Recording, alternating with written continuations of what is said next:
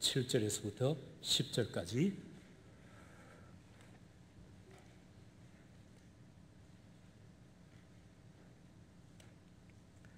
교독하시겠습니다. 우리가 이 보배를 질그릇에 가졌으니 이는 심히 큰 능력은 하나님께 있고 우리에게 있지 아니함을 알게 하려 함이라.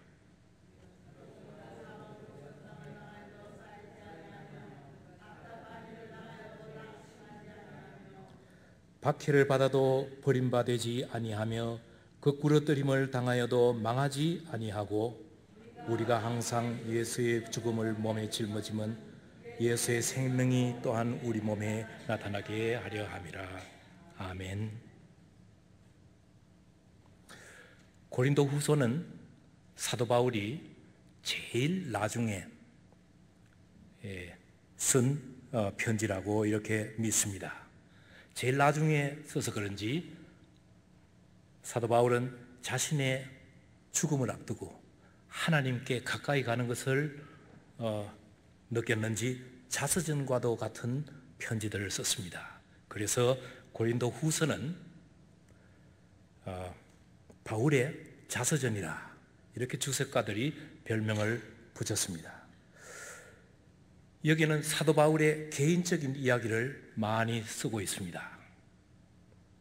이것을 읽어가다가 보면 사도 바울의 두 다른 모습이 뚜렷이 드러나는데, 하나는 인간 사도 바울이고 또 하나는 대사도 바울입니다. 인간 바울과 사도 바울이 어떻게 다른가를 고린도 후서에서는 스스로 명확하게 이야기를 하고 있습니다.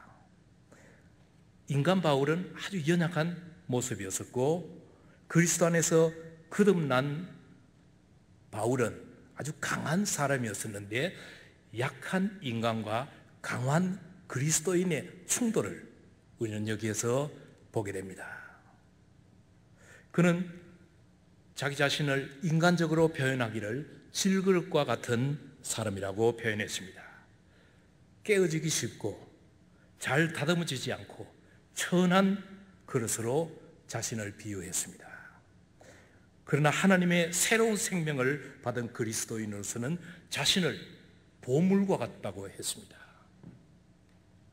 질그릇과 보물은 무척 상반되는 표현입니다. 이 보물과 질그릇을 어떻게 조화시킬 것이냐 하는 것이 저는 고린도 후서의 주제라고 생각을 합니다. 사도 바울의 자서전에 그 가장 중요한 내용이 질그릇과 보배를 어떻게 잘 조화시키느냐 하는 것인데, 그는 오늘 제목과 같이 여러분도 이미 제 설교의 결론을 아셨겠습니다마는 질그릇에 담긴 보화로 조화를 시켰습니다. 질그릇과 보화는 어울리지 않는 것인데 그는 역설적으로 자기를 표현했습니다. 복음의 진리가 다 역설입니다. 서로 상반되는 일들이 그리스도 안에서 조화를 이루어서 우리들에게 능력으로 나타난다는 것입니다. 여러분들은 이상적인 그리스도인이라면 어떤 모습을 상상하는지 모르겠습니다. 아마 사람마다 다르겠지만은 이상적인 그리스도인이라면 그리스도를 닮은 자 또는 닮기를 원하는 자, 이런 사람들이 그리스도인의 참 이상적인 모습이 아닌가 생각을 합니다.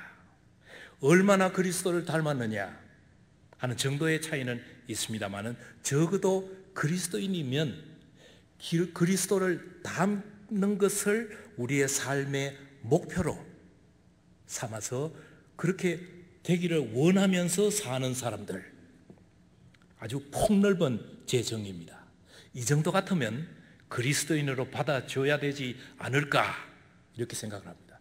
어떤 사람은 그리스도인이 되기 위해서는 거듭나야 되고 중생의 체험을 해야 되고 또 이렇게 여러 가지 조건을 많이 댑니다만은 저는 아주 가장 폭넓게 설명을 한다면 그리스도인이란 그리스도를 따르고 싶어 하는 사람들, 그리스도를 닮기 원하는 사람들, 행동이 어떻게 했든 간에 적어도 마음으로라도 내가 그리스도하고 좀 닮았으면, 이렇게 원하면 한 식구가 아닌가, 이렇게 넓게 생각을 해봅니다.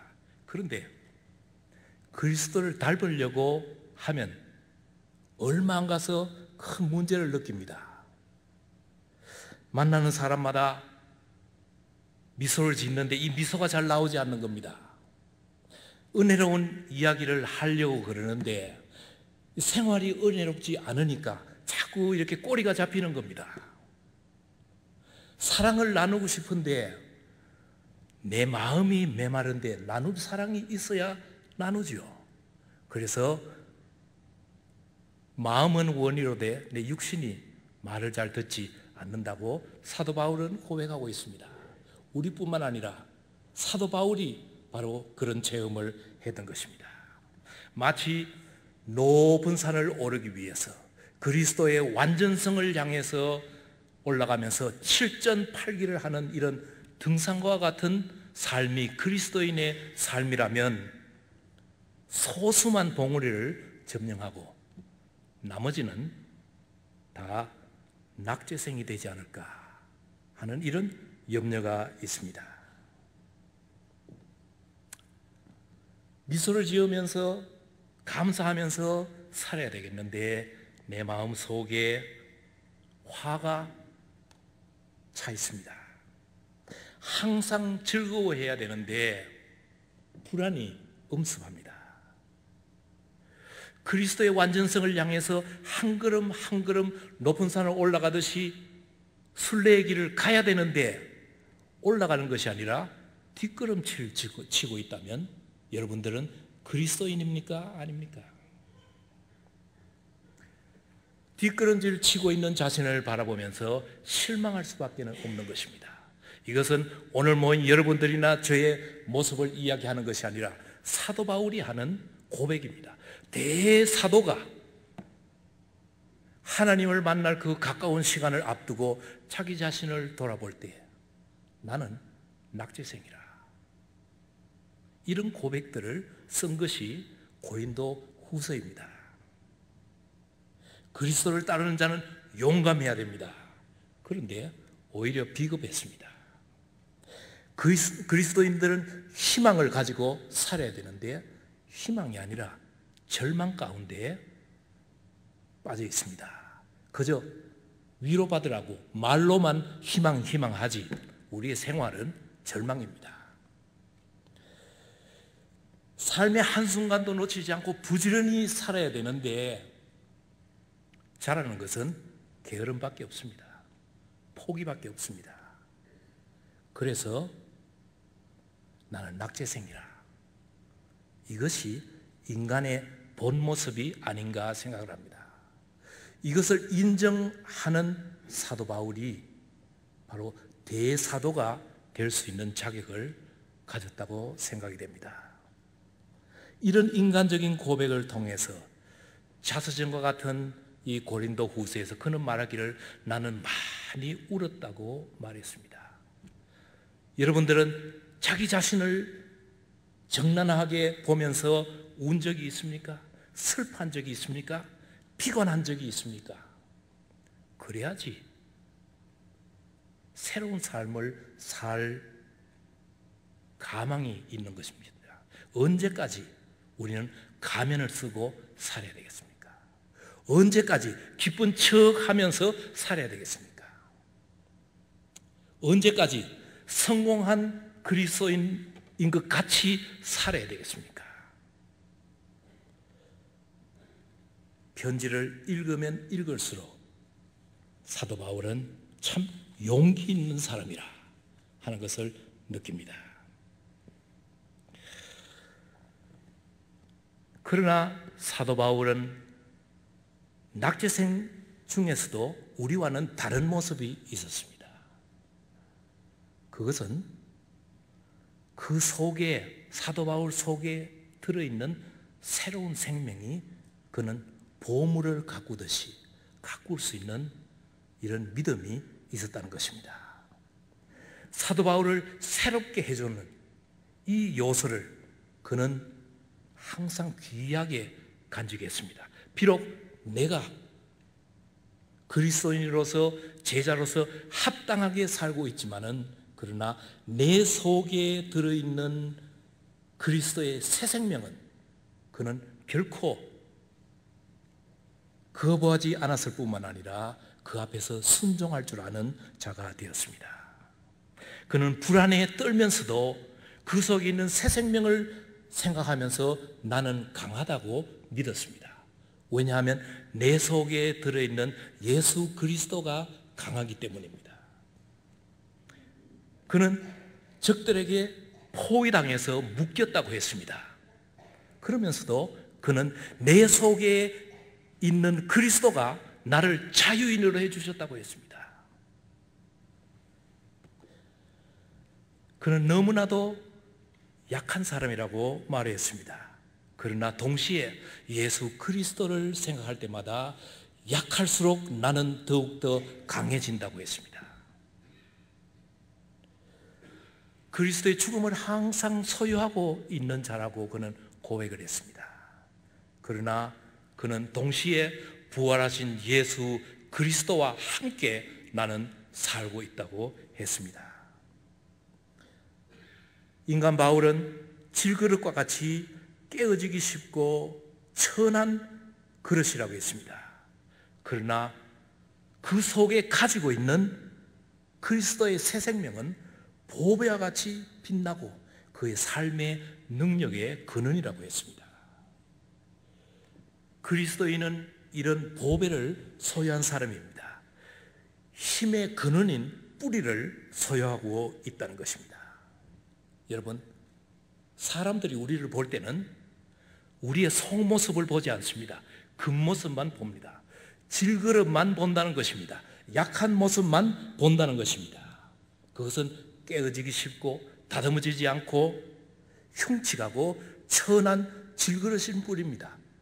거기는 사도 바울도 예외가 아니고 우리도 예외가 아닙니다. 아무리 꾸며봤자 질그릇은 질그릇인 것입니다.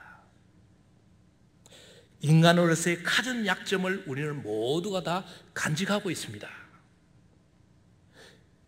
예수를 믿고 그리스도인이 됐다고 해서 집사가 되고 장로가 되고 권사가 됐다고 해서 우리 속에 있는 질그릇이 금그릇으로 변하지 않습니다.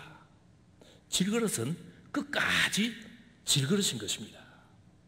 사람들은 그 질그릇을 보게 되는 것입니다. 그러나 영안을 뜨고 우리의 내면을 볼 줄 아는 영적인 눈이 있는 사람은 그 속에 들어있는 예수 그리스도의 새 생명을 볼 줄 알게 되는 것입니다. 이것이 바로 보물이라고 했습니다. 우리에게 찬란하게 빛나는 것은 우리의 질그릇이 아니고 우리의 외모가 아니라 우리 속에 있는, 어떤 사람은 노출이 되어 있고 어떤 사람은 숨어 있는 예수 그리스도의 새 생명이 빛나는 것입니다. 우리가 보물을 간직했다는 것은 우리가 보물과 같이 아름다운 사람이 됐다는 것이 아니라 우리 속에 들어있는 예수 그리스도가 보물이라는 것입니다. 예수 그리스도를 믿고 우리가 그리스도의 모습으로 산다는 것은 그리스도와 같이 변화되었다는 것이 아니라 예수 그리스도의 새 생명의 힘으로 거기에 의지해서 산다는 것입니다. 언제든지 우리는 실수할 수가 있습니다. 그 새 생명에 의지하지 않을 때요.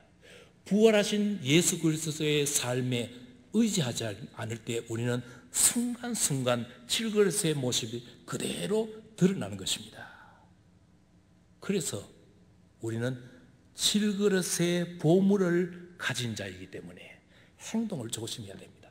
잘못하면 깨어져 버립니다. 잘못하면 사람들이 질그릇만 보고 보물을 보지 못하는 것입니다.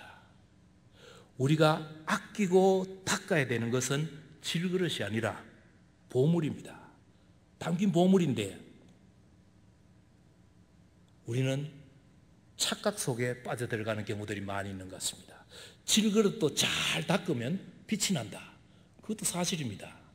여러분들 길거리에 다니는 돌멩이들 주워와가지고 잘 닦고 하면 그것도 빛이 납니다. 그런데 보석과 돌멩이는 다른 것입니다.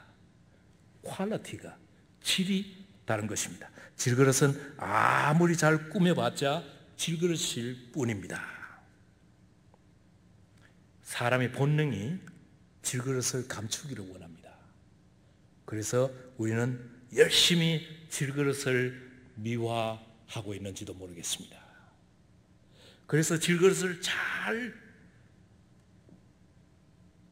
관리를 하면 언젠가는 이 질그릇이 은그릇으로, 금그릇으로 변화하리라 하는 소망을 가지고 사는 사람들인 것 같습니다.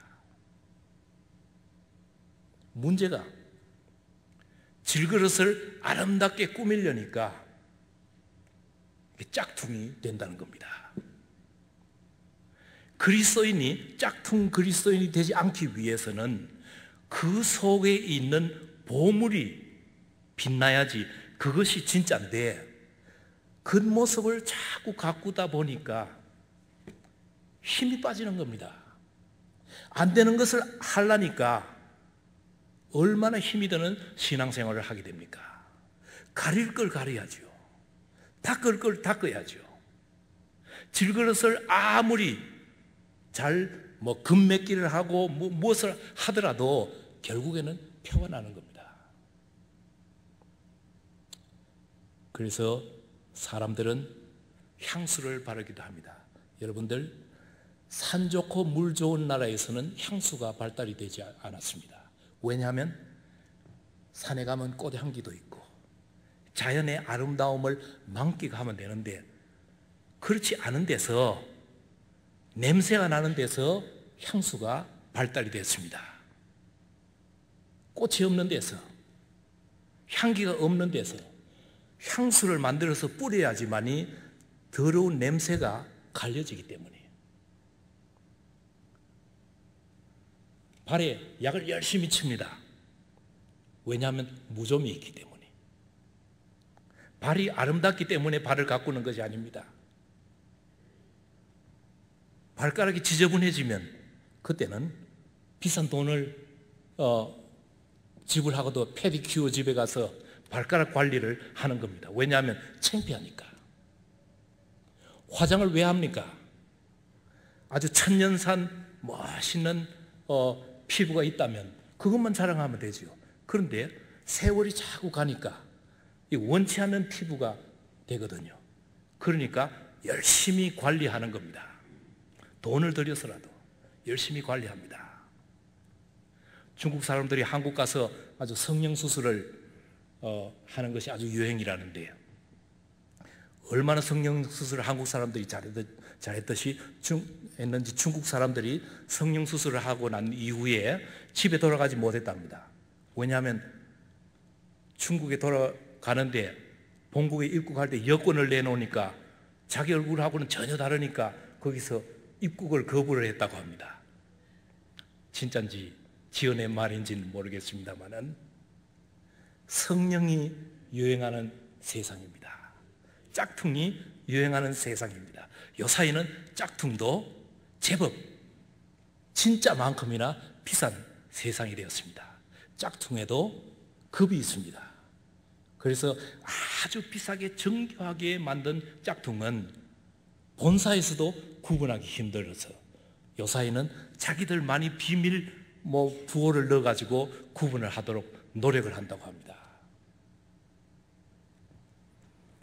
교회는 이렇게 질그릇을 빛내게 하는 제작소가 아닙니다.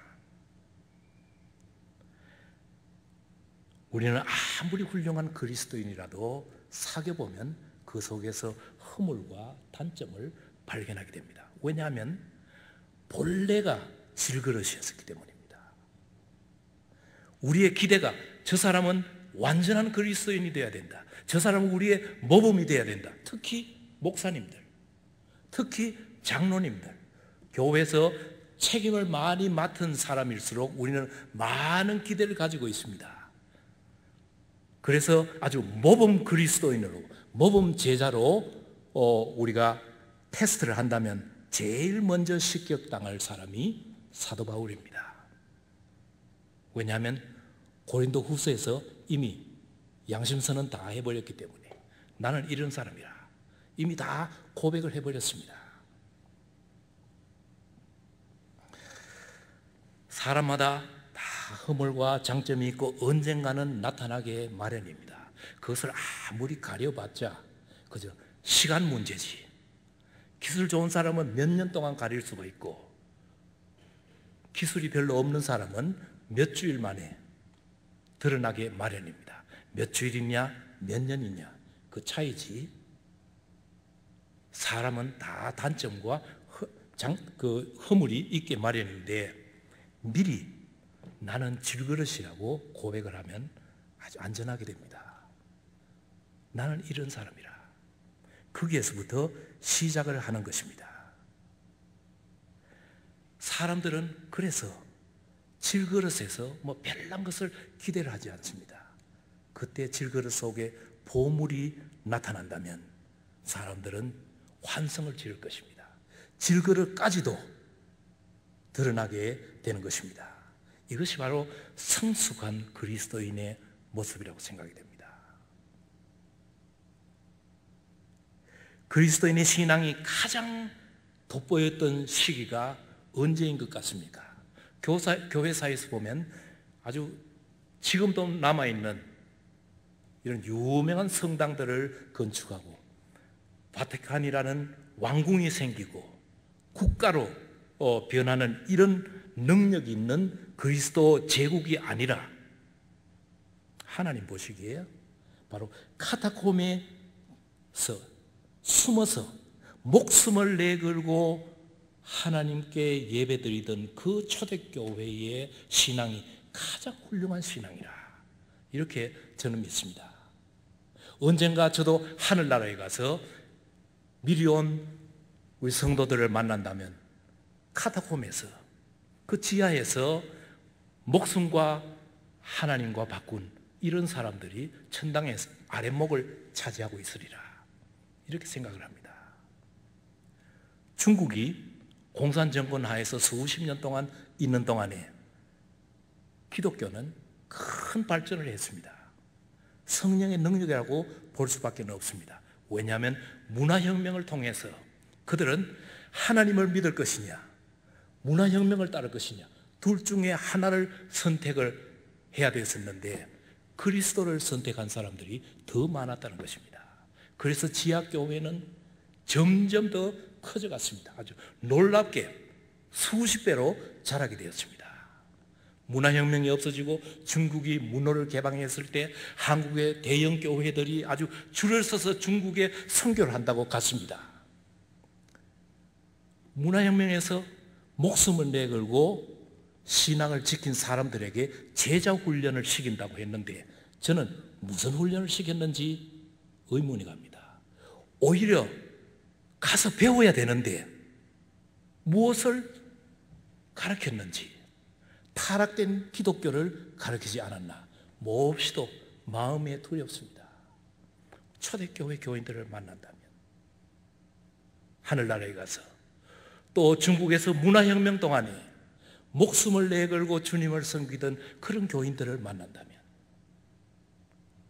또 이북에서 공산치하에서 지금도 목숨과 믿음을 바꾸면서 주님을 섬기고 있는 지하교회 교인들을 만난다면 저는 제일 먼저 우리가 사과를 해야 된다고 생각을 합니다. 그들이 그런 어려운 신앙생활을 할 동안에 우리는 예수 그리스도를 팔아서 질그릇을 금그릇으로 바꿔서 교회의 영광을 그리스도의 영광이 아니라 교회의 영광을 십자가의 영광이 아니라 내 자신의 영광을 차지한 자들이라는 것을 그들 앞에 사과해야 된다고 생각을 합니다.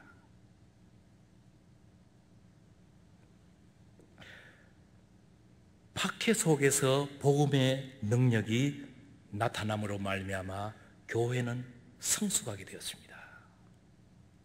우리 한국 교회가 어떻게 이렇게 빠른 시기에 크게 자랐습니까? 여러 가지의 요인이 있습니다만 그 중에 제가 자신 있게 대답할 수 있는 것은 일제시대를 거쳐서 6.25를 거쳐서 수많은 순교자가 나왔기 때문에 순교자의 피로 그름을 삼아서 우리 교회는 이렇게 자랐습니다. 이것이 제 대답입니다. 우리의 믿음은 질그릇이 아니라 질그릇을 닦는 데서부터 나오는 것이 아니라 그 속에 있는 보화를 잘 가꾸는 데서부터 나오는 것입니다. 우리가 어떤 그릇을 가졌느냐가 문제가 아닙니다. 그 그릇의 질이 문제가 아니라 그릇이 무엇을 담고 있느냐가 문제입니다. 덴버 중부 장로교회가 어떤 교회냐, 그 질이 어떠냐, 교인들의 성분이 어떠냐, 학력이 어떠냐, 재력이 어떠냐, 교회 건물이 어떠냐, 이것이 문제가 아닙니다. 우리가 담고 있는 보화가 문제입니다. 그것이 초점이라는 것입니다. 예수 그리스도가 우리를 볼 때 제일 먼저 보는 것이 내 질그릇이 깨어지지 않았느냐 이것을 보는 것이 아니라 비록 질그릇이지만은 보화를 잘 간직하고 있었느냐 이것을 보는 것입니다. 교인이 몇 명 모이느냐, 헌금이 얼마 나오느냐 이것은 질그릇의 관심사이지 보화의 관심사가 아닌 것입니다. 보화는 보화 자체로 빛을 내게 됩니다. 그때 질그릇이 등달아서 그 덕을 보게 되는 것입니다. 십자가가 빛날 때 우리도 그 영광 가운데 거하게 되는 것입니다. 우리가 빛남으로써 보화가 빛나는 것이 아닙니다. 보화가 빛남으로써 거기에서 떨어지는 떡고물 우리가 먹고 사는 것입니다. 그릇은 질보다도 용도가 더 중요합니다. 우리 교회가 얼마나 좋은 교회냐 하는 것은 우리 교회를 은그릇과 금그릇으로 만들려고 하는 노력과도 같습니다. 그러나 하나님께서 우리 교회에서 찾으시는 것은 우리 교회가 맡겨준 보화를 잘 간직하고 있느냐 있지 않느냐가 문제인 것입니다. 보화를 잃어버렸다면 그 교회는 문을 닫아야 됩니다. 보화를 간직하고 있다면 그 보화를 잘 가꾸어야 됩니다. 그릇을 잘 가꿀 것이 아니라 보화를 가꾸어야 된다는 것입니다. 우리들에게 주신 새 생명, 이것이 우리의 목표입니다. 이것이 우리의 전부입니다. 그런데도 우리는 금그릇, 은그릇을 찾는 자들은 아닙니까? 요사이 마이크로웨이브 오븐이 나오고 난 뒤에 키친에서 혁명이 일어났습니다. 금태 있는 그릇 아주 질색입니다. 왜냐하면 마이크로웨이브 오븐에 넣을 수가 없으니까요. 여러분 넣어보셨습니까? 불꽃놀이 하는 것 같습니다. 번쩍번쩍 하다가 끄집어내면 이쪽 저쪽이 금칠한 것이 다 달아나 버립니다. 비싼 그릇은 어디로 갑니까? 비싼 캐비넷에 장식용으로 가는 겁니다. 그 그릇은 쓰는 것이 아니라 내가 이렇게 좋은 그릇을 가지고 있다는 것을 남들에게 자랑하기 위해서 진열해 놓는 것입니다. 그런데 천한 그릇일수록 많이 쓰입니다. 저도 요사이 혼자 살다가 보니까 손에 물을 많이 적십니다. 적어도 하루에 3번 이상은 꼭 밥 먹고 나면 내가 설거지 해야 되고 하는데 쓰는 그릇 딱 몇 개가 정해져 있습니다. 제일 편한 것, 식기 좋은 것, 그리고 마이크로웨이브. 혼자 사는 사람들한테 그것이 참 좋은 것입니다. 제가 옛날에 결혼을 할 때 은그릇을 많이 받았습니다. 그런데 그 은그릇을 써보지도 못하고 다 버렸습니다. 한 20, 30년 보관했더니만은 잘 보관하느라고 집어넣는데 나중에 여기저기 구멍이 뻥뻥 뚫려 있었습니다. 아깝지만은 그래도 버리는데 한 10년 걸렸습니다. 그 결혼 선물인데 어떻게 버립니까? 그래서 구멍이 조금씩 은이 벗겨지기 시작을 하는데 많이 벗겨질 때까지 기다렸습니다. 그래서 결국은 버렸습니다. 여러분들은 우리 자녀들에게 무엇을 물려주기를 원합니까? 우리 교회를 금그릇과 같이 만들어서 금그릇을 물려주기를 원합니까? 그것이 아니죠. 보화를 물려줘야죠. 보화를. 우리는 다만 질그릇으로 보화를 담고 있는 것입니다. 이것이 핵심입니다. 이것을 찾아 손손 물려주는 것입니다. 질그릇은 어느 정도 사용하다가 보면 다시 갈아야 될 때가 옵니다. 왜냐하면 천한 것이기 때문에, 깨어지기 쉽기 때문에. 그래서 우리는 끊임없이 질그릇은 갈지만은 보화는 끝까지 남아있는 것입니다. 교회를 가꾸기보다는 교회를 담아야 할 예수 그리스도의 사랑과 능력을 가꾸는 것, 이것이 우리가 초점을 둬야 될 때입니다. 질그릇을 아무리 닦고 갈고 해봤자 우리는 지치기만 할 뿐입니다. 복음의 능력이 없으면 교회 건물이라도 좋아야지. 목사가 설교에 능력이 없으면 학벌이라도 좋아야지. 교회에 사랑이 없으면 권위로라도 질서를 세워야지. 이렇게 가면서 우리는 은그릇, 금그릇을 관리하고 있지 않습니까? 우리는 타겟을 미싱하고 있습니다. 질그릇은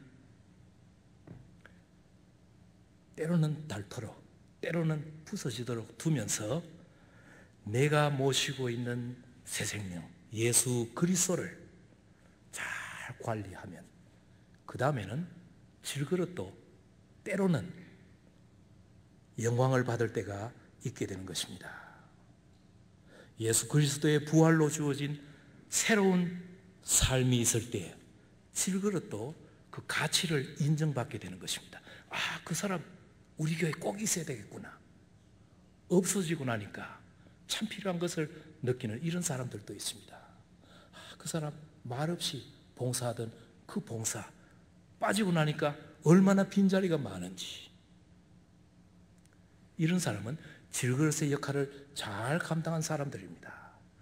그 사람 빠지고 나니까 속이 시원하다, 알튼이 빠졌다, 이렇게 생각한다면 이것은 금그릇, 은그릇 노릇을 하려고 했던 것이 아닌가 생각이 됩니다. 질그릇은 내가 초라해질수록 내 속에 있는 새로운 생명이 더 빛이 나게 될 것입니다. 우리 안에 사시는 예수 그리스도도 마찬가지입니다. 나는 주인의 신들매를 맬 자격도 없는 사람입니다. 세례 요한의 고백이었습니다. 그의 사명은 예수 그리스도의 길을 예비하는 자였었기 때문입니다. 절대 둘러리가 하지 않아야 될 일이 있습니다. 신부보다 예쁘면 안 됩니다. 그래서 화장도 그날은 신부보다 좀 덜 하고 꾸미는 것도 덜 꾸미고, 왜냐하면 신부가 영광받는 날이기 때문에. 그런데 신부보다 둘러리 한 명이 이렇게 툭 튀어오르면 그 결혼식은 아주 괴로운 결혼식입니다. 예수 그리스도가 우리의 신부가 되어야 되는 것입니다. 우리는 둘러리입니다. 우리는 세례요한입니다. 그래서 귀한 그릇이 되기 위해서 힘쓸 것이 아니라 귀히 쓰이는 그릇이 되도록 노력해야 되겠습니다. 다시 한번 말씀을 드리겠습니다. 귀한 그릇이 되도록 노력할 것이 아니라 귀히 쓰이는 그릇이 되도록 노력해 봅시다. 가정의 식탁에 주인 되시는 예수님의 자리를, 하나 멋있는 자리를 비워놔 봅시다. 식사할 때마다 이건 우리 집 주인 자리고 라고 예수님 자리 비워놓고 식사를 한다면 식사 때마다 누가 주인인지를 알게 될 것입니다. 누가 그 가정의 보물인지 그때마다 알게 될 것입니다. 그래서 그 자리를 한 번씩 툭툭 치고 주님 함께 해주셔서 감사합니다. 머릿속으로 기도하는 것보다도 예수님 자리 하나 착 비워놓고 그것도 자꾸 잊어버리면 거기다가 이렇게 주인석이라고 하나 해놓고 여러분들 아무것도 아닌 것 같지만은 여러분들의 태도가 달라집니다. 여러분들 자녀들도 아마 식사할 때마다 다른 생각을 하게 될 것입니다. 우리 집의 주인은 예수님이구나. 눈으로 볼 수가 있지 않습니까? 우리의 삶이 항상 이렇게 머리로만 생각할 것이 아니라 눈으로 볼 수 있도록, 몸으로 겪을 수 있도록 될 수 있으면 좋겠습니다. 예수님이 나의 주인이라면, 예수님이라면 어떻게 생각할까? 이것을 항상 생각한다면 우리의 삶도 풍성해지게 될 것입니다. 우리의 질그릇도 보물을 갖고 있기 때문에 우쭐해질 겁니다. 그릇을 자랑할 것이 아니라 보물을 자랑하면서 살아봅시다. 그러면 언젠가는 우리도 보물과 같이 대접을 받을 그날이 있을 것입니다. 기도하십시다. 하나님, 혹시라도 우리가 보물임을 착각하고 살던 자들이 아닙니까? 우리가 질그릇인데도 금그릇, 음그릇과 같은 행동을 하지 않았습니까? 그런 사실이 있다면 주여 용서해 주시옵소서. 질그릇으로 돌아갈 수 있는 용기 허락해 주시옵소서.